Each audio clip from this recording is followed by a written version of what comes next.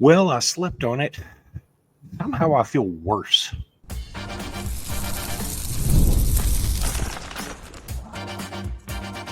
You are Locked On Bama, your daily podcast on the Alabama Crimson Tide. Part of the Locked On Podcast Network, your team every day.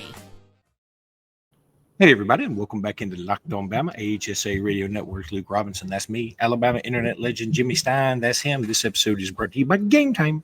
We'll talk about game time here in just a little bit. I want to thank you every day for being here every day. Thank you, newbies, for being here today. And thanks to everybody for making this your first listen every single day.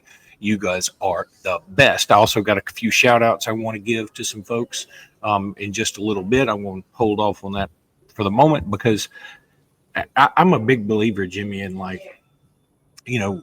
me and my brother especially, we have no problem sort of joking on some of our Auburn friends from time to time. And it's been easy to. I mean, we haven't been the butt of many jokes. We are the Kardashian size butt of the college football world joke right now.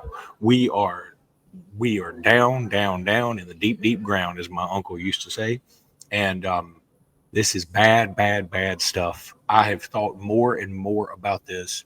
And I woke up at 4 this morning, and the first thing that popped in my head was how bad can this get? And I think it can get a lot worse than it is right now. Now, somebody may say, you're overreacting. It's one game. Florida State may be good. I don't care if Florida State is good. First of all, they're not. I watched them. They're not good. I was right there. Everybody's going to tell me Florida. I saw somebody say Florida State is back. Give me a break. They're not any good. I mean, they're fine. I don't mean to say they're not any good. I shouldn't go so hyperbolic. They're a top 25 team. They're not top 10. They will get blasted. You watch Clemson and LSU last night. You want to watch a couple of defenses play? You watch those two teams play. Those were defenses. What we put on the field was disgusting. Yeah, I mean, first of all, over the summer, I always felt Alabama would win this game. I was very confident going into the game. Felt like we had the personnel. Everything was comfortable. Everything felt good. I mean, even right up to kickoff, I was very confident in what I would see. Now, I say that to say that I also realized all spring and summer the ramifications of what would happen if Alabama lost this game. It is something I considered this summer, was the ramifications of losing this particular game, where you're coming off a year where you lost 4 games, 3 of them to mediocre teams.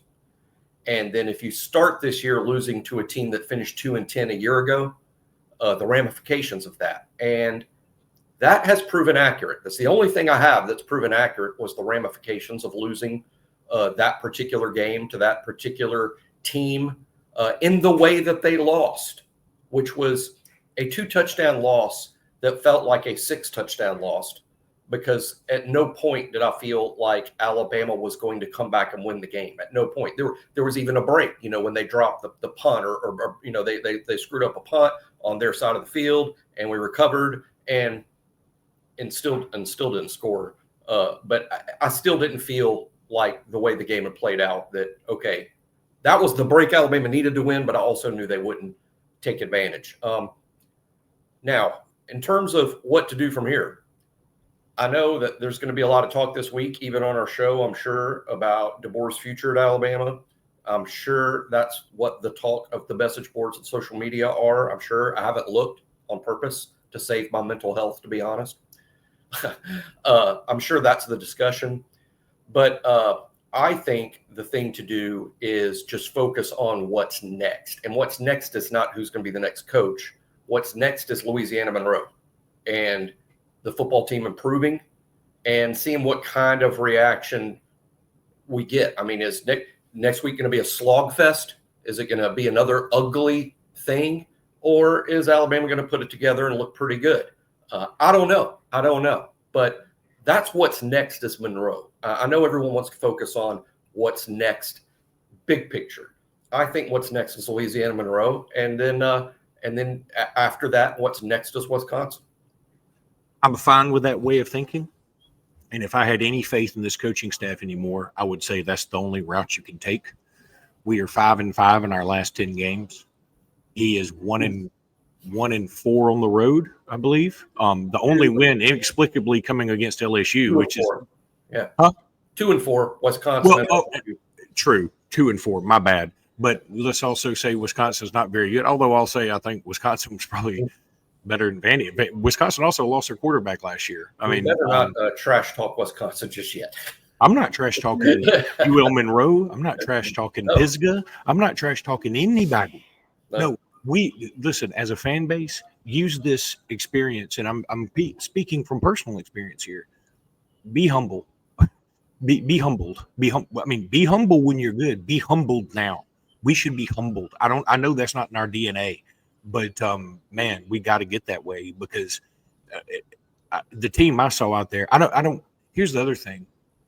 I went into this season. We've called this a Ryan Williams podcast. We went into this season, so excited about the potential for him and some other dudes. What I saw yesterday was just a bunch of guys who they didn't really much want to be there, is what it felt like. I mean, from a guy in the stands on the Alabama side, I can tell you that there were several times. This is not just a one-off in the stands when you could noticeably see players sort of walking through the motions, through maybe, that little fake jog people give when you're in a car and like they come to a crosswalk and you let them pass and they give you this little thing where they shimmy their shoulders, but they're not really running. They just like for their arms to look like they're running. That's how they looked. They weren't really running. They gave a fake run, and that's no good. And here's Chris Fowler last night on ESPN called Alabama's performance lethargic. That's offensive to lethargy. Yes, I'm not arguing, but Chris Fowler, lethargic. Well, I had a few things written down, then I just dropped my pen off the table. That's how my day's going already.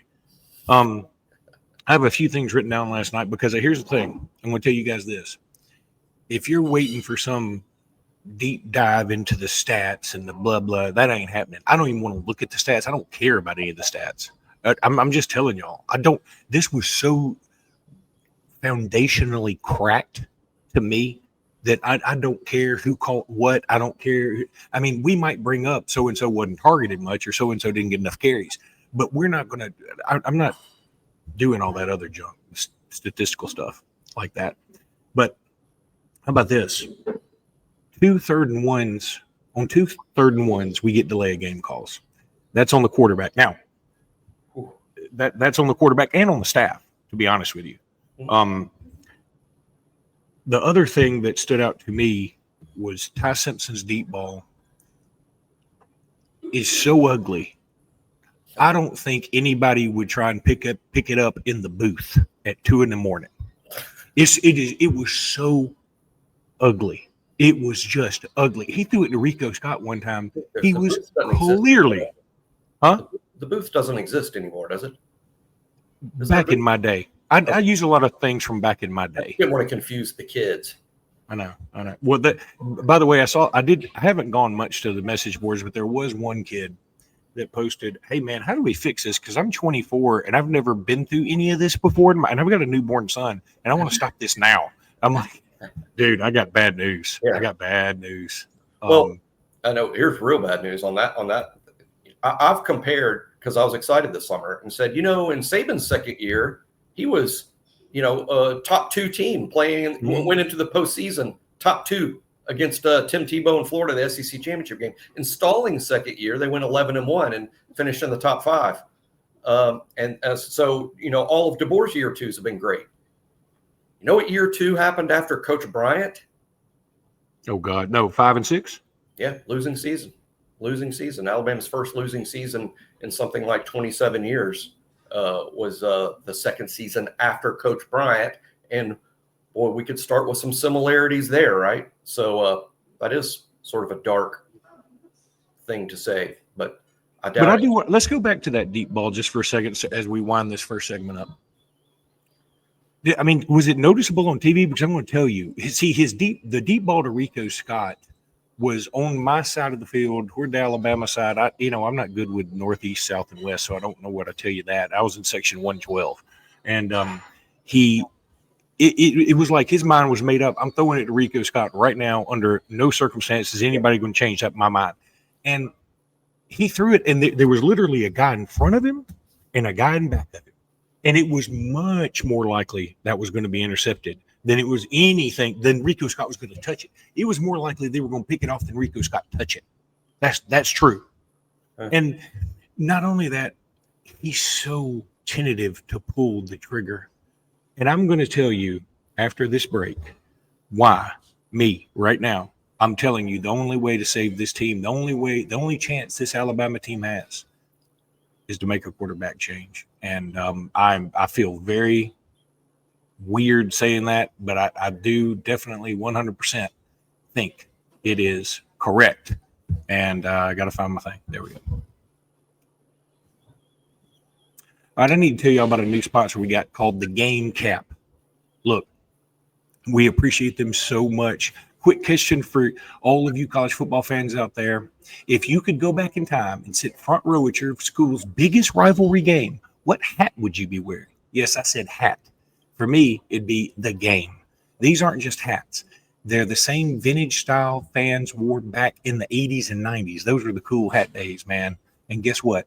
They still go for the same price they did back then. You can't beat that with a stick. When you use code Locked On, this all one word, code Locked On, you will get the vintage hat for $16.99. Head to thegamecaps.com, thegamecaps.com, thegamecaps.com.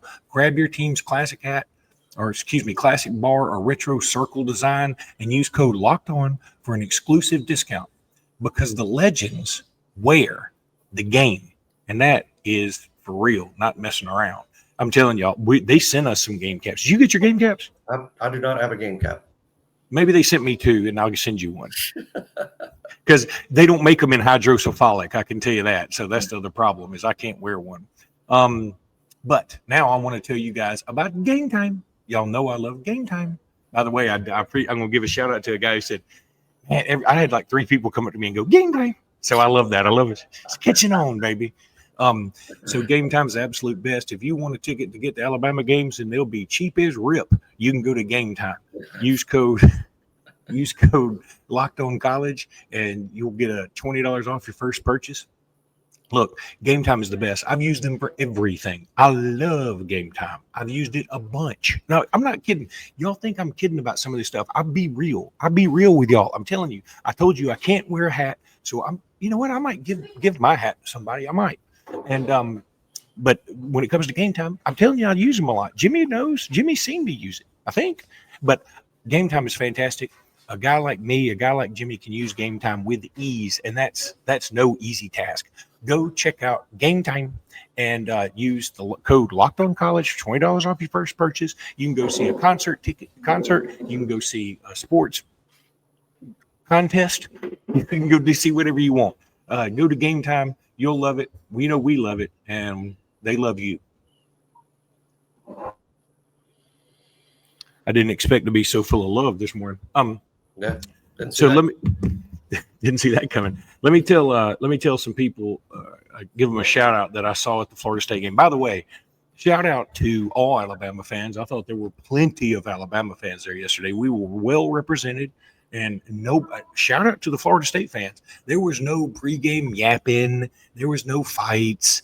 I mean, everybody was just hanging. I mean, like, my buddy looked at me. One of my buddies that was with me is like, and these are some of the nice people I've been around. I was like, yeah. And what's weirder is like the Alabama fans are being nice too. And he's like, oh my God. Like, we didn't even, he was like, wow, this is odd.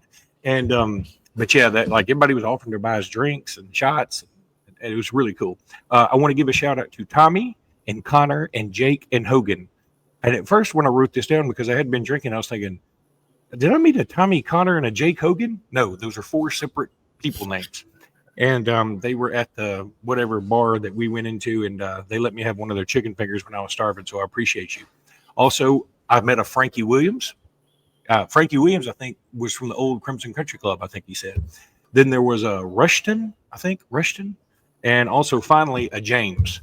And so, yeah, there was a bunch of dudes that came up. And there were more than that. I just, you couldn't really get everybody down here. And I was trying my best to put this in my notes. But anyway, shout out to all you people who came up to me. I appreciate that. So let's talk about why I think the only chance for Alabama this year is a quarterback change.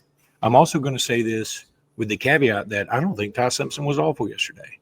But here's what I think Ty Simpson proved to me. He's got guts. He's got guts. He's also a game manager in the truest sense of the word. Again, I'm not using that as a slur. I'm using that as he is a game manager. The problem is we need a playmaker. This team needs a playmaker. We don't have the 2015 defense to bail the offense out whenever we screw something up. We don't have the 2016 defense to do the same, or 2011.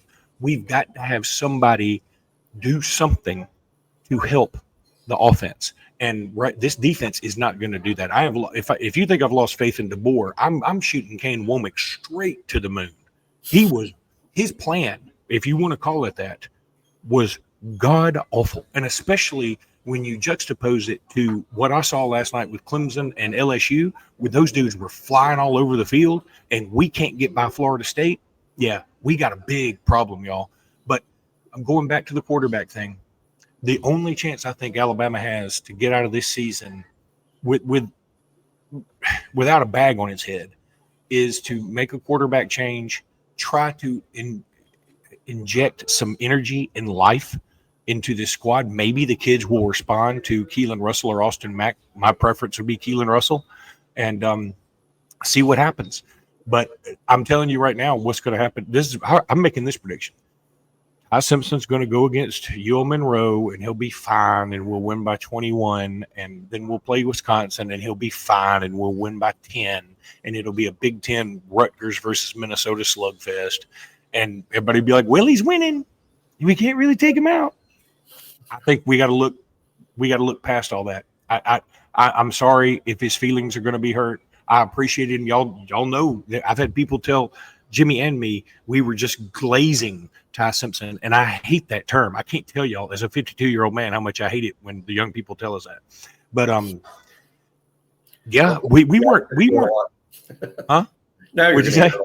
Now you're going to I'm going to hear it like all the time. I shouldn't have said that. You're right. Can I edit this? No, I cannot.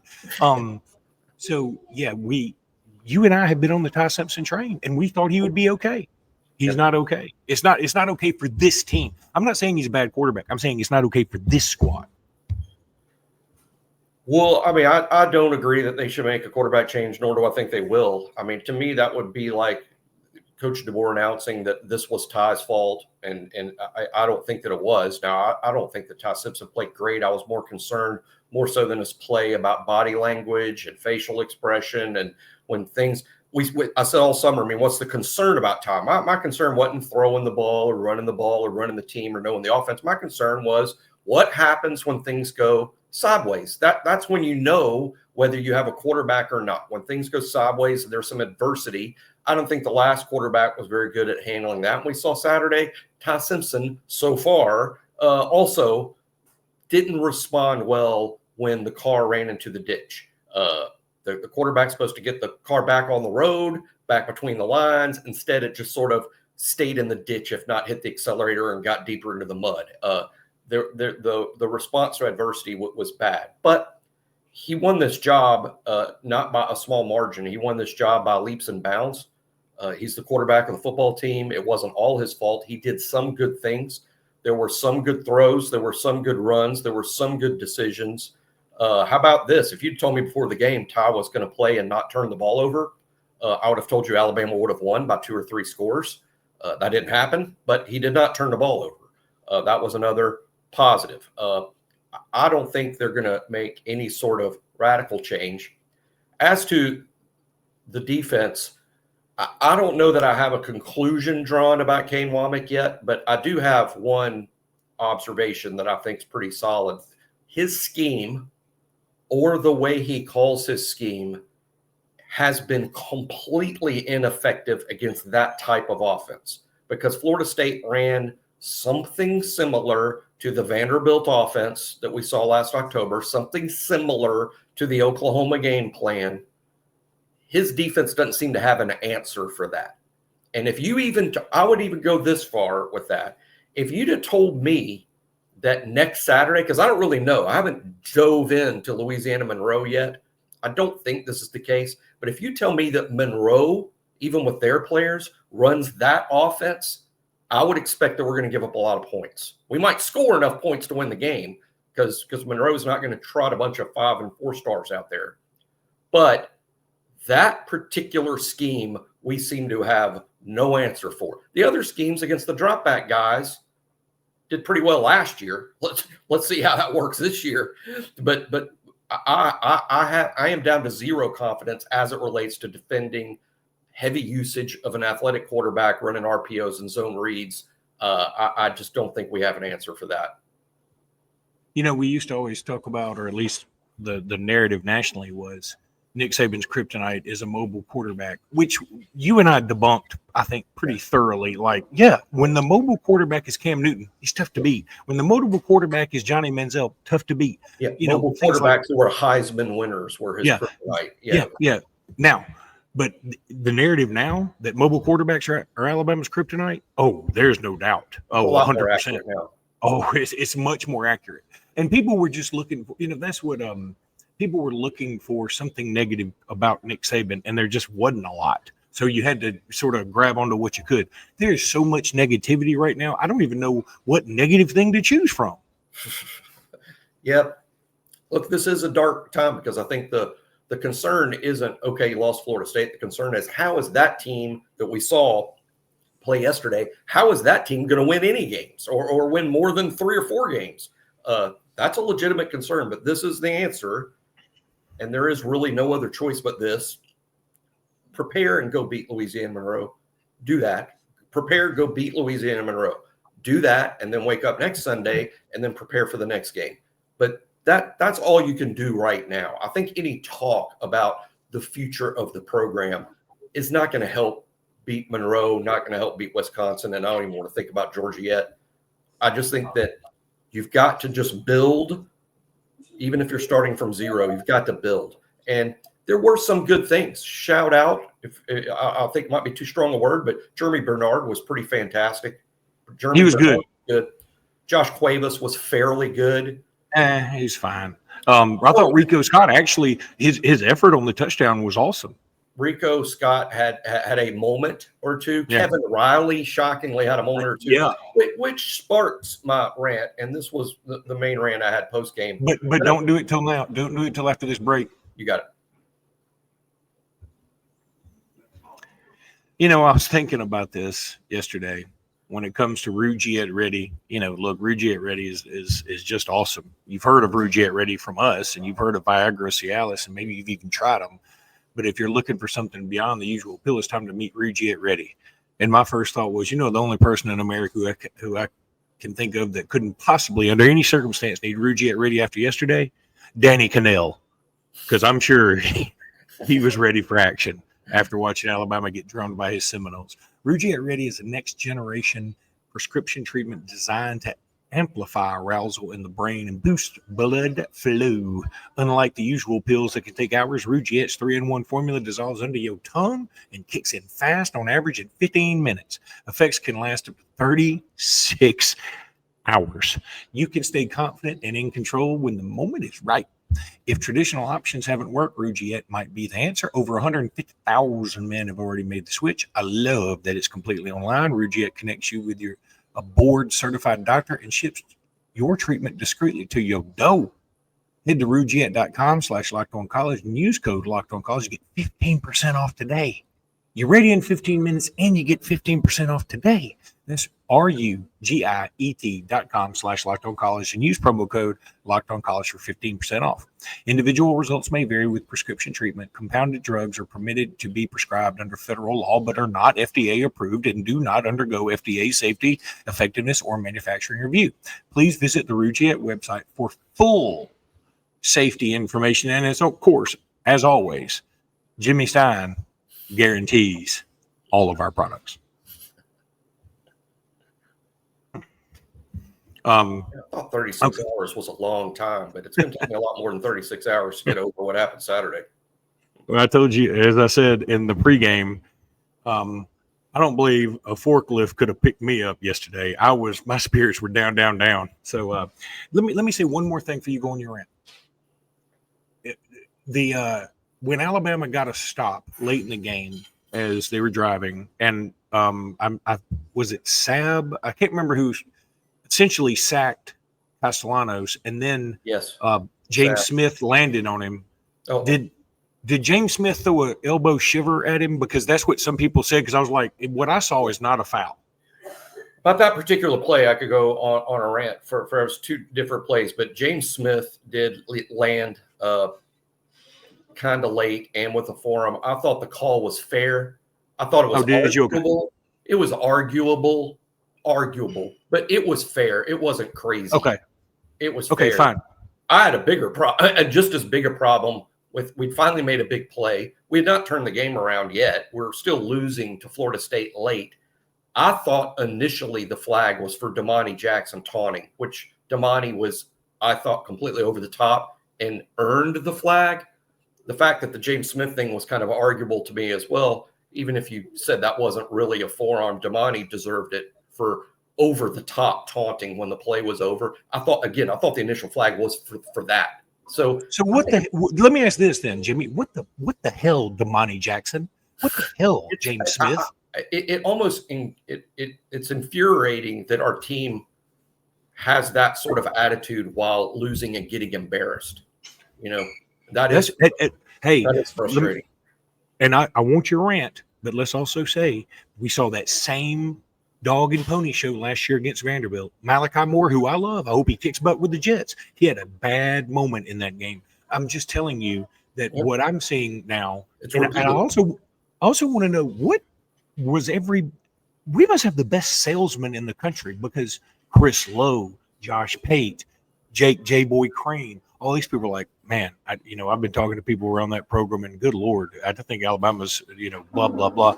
And we started buying in. We had Jake Crane on the show, and we're buying in, and man, what were they feeding these folks? Well, I'm not sure I'm smart for not predicting Alabama win the national championship, because I said they wouldn't. But I also did say Texas would, and they're 0-1 too. But no, my rant is just this. I bought this up last year, but bought it up as sort of an observation more than a complaint. But I was very uncomfortable last year playing so many players, and now I'm 100% convinced it's just wrong. I don't understand playing this many. I know Nick Saban hardly ever substituted. That got people upset that Saban didn't play enough players. I probably had comments at some point during those 17 years of Nick Saban that we should play some more guys, that we shouldn't just play 5 DBs the whole game and 5 offensive linemen and 3 linebackers the whole game. Womack in particular, although we do it on offense too, but Womack in particular, I don't understand it. Look, if your third team guy is just as good as your first team guy, thus that's why he's playing, then your first team guy's not good enough. That's a problem. Your first team guy should be a lot better than your third team guy. No one's got 25 guys on defense that are exactly the same. If you do, you got a problem. That's not a feature, it's a bug. We're playing way too many players. The first big play we gave up, we had a true freshman corner with the backup safety. It wasn't Sab and Hubbard, and it wasn't Zabian or Damani that was defending the first long play that they gave up. Those were kids that should have been on the bench until Alabama had a lead. That's how Saban did it. And I'm not saying everything Saban did was right and everything DeBoer does wrong, but this is one thing that Saban was closer to right. We just play too many guys. Identify in spring and fall who your best players are and put them out there and leave them out there. We're not asking them to run a marathon. And if you say, Jimmy, the game's changed, you play a lot more games now. No, you don't. Not when you're 5-7. The 5-7 teams don't play any more games than we used to play 12 years ago. They play 12 games and don't get to play in a bowl. Playing more players is only something that's going to be good for you if you're playing 16 games, but this team is not. Well, that's a great point that that Saban would have never said this. Now, look, I know it's dangerous water to get into. Saban would never do it that way, because you remember Alabama fans were in Bear Bryant would have done it this way mode for a long time. I don't want to go there. But all I do want to say is, I don't think Saban would ever say it's a long season. Saban will go, we got ULM next, right? I don't even know who's on the schedule after that.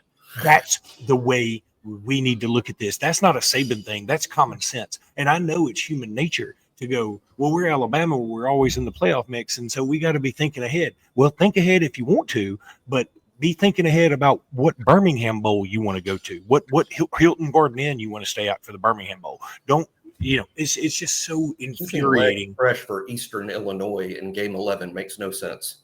And yeah. Again, I'm not ripping on the players that are getting on the field. I'm happy for the players that are getting on the field, but it Wolf, we started Latham. I guess that's because of the scheme and the fact we didn't have Keenan. And then we played Rousseau. And then we played Yanze Pierre. And now we're losing by 2 or 3 touchdowns, and Justin Hill's out there.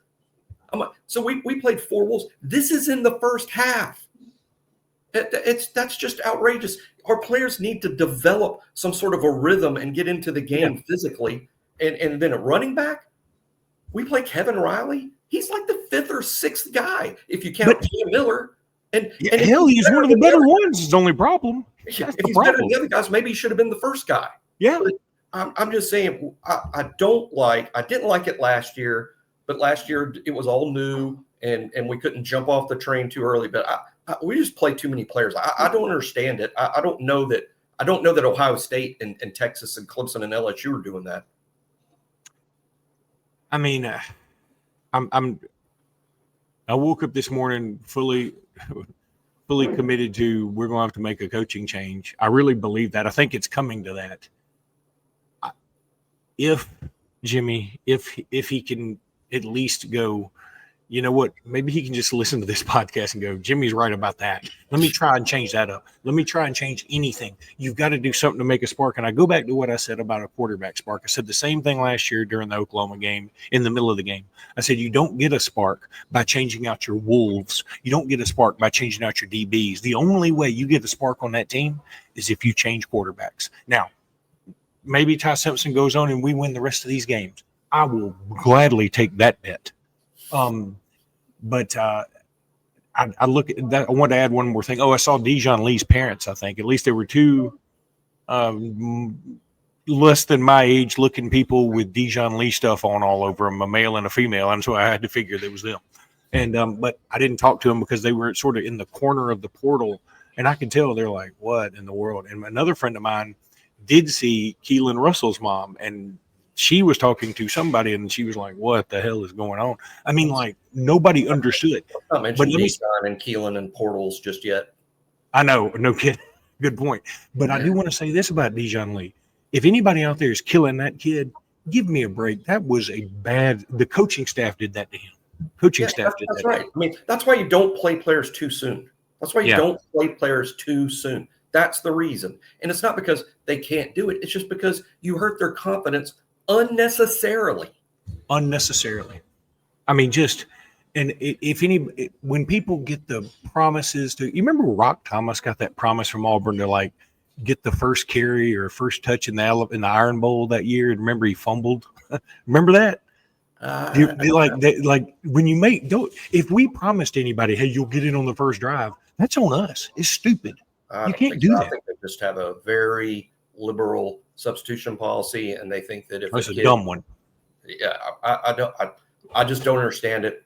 And hey, maybe it's the right thing to do, and I'm the dumb guy, but I just, the last guy hardly ever substituted. I didn't love that, but he has me. There's got to be a happy medium. The right, and it's not like the guys we had on the bench that we weren't playing were like a bunch of 5-stars, And I know, well, now we got the portal. We got to play. Is everyone else playing this many players? I don't think so. I'm glad to look at the numbers. Okay, I'm going to say this, Jimmy. I've always given you hell about your polo shirt with the number 17 on it. After yesterday's performance, I have decided to permanently remove 1941 National Championship from our record book as punishment. And I think we'll go back to 17 titles. So your shirt is numerically correct. And historically correct. So I'll pretend that that's the reason I'm wearing it and not just because I just grabbed this out of the closet today. And you haven't bought any new shirts in about 5 years. We're not supposed to throw away the clothes that say, hey, we're national champions. We're supposed to throw them away because there's been a championship since then. Let me tell you this, too. This is I mean, this episode's going a little long, so I'm sorry for that, folks. But I mean, give us a minute to rant. First of all, my daughter went to Alabama, this year. I've talked about that pretty famously. And like, I hate the fact that she's at Alabama now with this aura around the whole complex right now, the football complex. I hate that, number one. Number two, I went to the shirt shop last Saturday and bought like all these new cool Alabama polos with all these new logos. And I'm like, can I take these back? I mean, I'm really sort of bummed out. They were like $100 a piece. I went and spent a bunch of money on polos and I can't wear them in public. The Florida State refund. Well, let's just focus on Monroe and getting better. And let's see if we look like a better football team next Saturday. Also, I did bang the drum. Florida State has this big drum outside the stadium that they let you bang. And you're supposed to do the boom, boom, boom, boom, boom, boom, boom. My drumming rhythm is so bad, I couldn't get it. I could not get it. I'll give you some video evidence of it later. But like, it was so bad. I think I embarrassed the Alabama fans around me. I was like, because I went up there and made a big deal, like, hey, can Alabama fans beat your drum? And I went up there and snuck. They were like, please don't ever come near any of our woodwinds or instruments at all. You're getting hate mail from Tommy Lee. Who's that? I was like, that one-armed drummer in Def Leppard? That one-armed drummer that was in Def Leppard? I was like the no-arm drummer who's just deaf. All right. That's going to do it for today's podcast. I'm so sick to my stomach, y'all. I don't know what to do here. So we waited all summer for this. I mean, there was a great line in when Machine Gun Kelly and Eminem were in a rap battle. And like Machine Gun Kelly, for some reason, like made fun of Eminem. And Eminem was like, what are you doing? You can't even hang with me. And then in his line, it was something like, I had to wake up Labor Day to this. That's the way I feel. I had to wake up Labor Day to that. You going to ruin my vacation? DeBoer and Womack? I hope I find out where they're vacationing next year. I'm just going to spam the hell out of them. Might be having a really long one. We'll see. They'll be going somewhere I can't afford too with that buyout. They'll be in Monaco. I'll be like, I can't get them in Monaco. If y'all go to Panama City, I got a shot. Monaco, no shot. All right. That's going to do it for this episode. We'll be back tomorrow. Until then, roll tide, everybody. Roll tide.